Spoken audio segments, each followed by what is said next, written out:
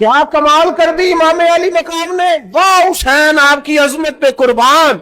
इतने सारे दुखों के बावजूद जब शानों वाले नाना का शानों वाला पोता, अजमतों वाली माँ का अजमतों वाला बेटा, जुर्रतमंद बाप का बेटा मैदान में निकलने लगा है तो डरा डरा सहमा सहमा रो के दिलासे दे के आंसू पूछ के नहीं, बल्कि इमाम हुसैन ने डट के खड़े होके वो इमामा सर पे बांधा जो मोहम्मद अरबी ने अता फरमाया था, वो जुब्बा पहना जो नाना ने दिया था, वो तलवार पकड़ी जो शेर खुदा मौला अली पकड़ते थे।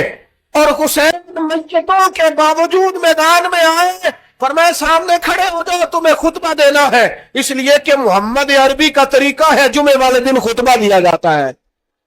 पूरे वसूख से इत्माम हुज्जत किया। और हुसैन इब्न अली ऐसे तो नहीं थे कि डरे बड़ा थे तो उनसे तलवार नहीं चली, उन्होंने तलवार चलाई। जो एक एक दो दो करके आते रहे वो कटते रहे, वो कटते रहे। फिर आवाज एक गूंजी पीछे से, वो अकेले अकेले क्यों जाते हो, तुम्हें पता है अली का बेटा है।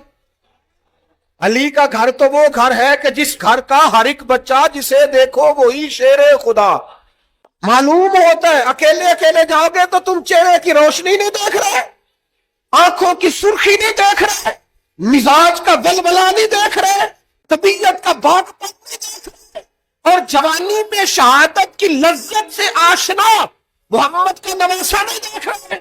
जरा मिल के जाओ।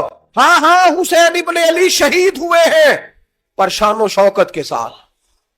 हाँ हाँ हुसैन इब्न अली दुनिया से तशरीफ ले गए हैं पर इज्जत वकार और अजमत के साथ। हाँ हुसैन इब्न अली का सर कटा है, मुखालिफ ने तो अपनी तरफ से की नोक पे चढ़ाया था, पर हुसैन का सर बोल बोल के कह रहा था देख लो मैं कट भी गया हूं फिर भी सबसे ऊंचा हूं।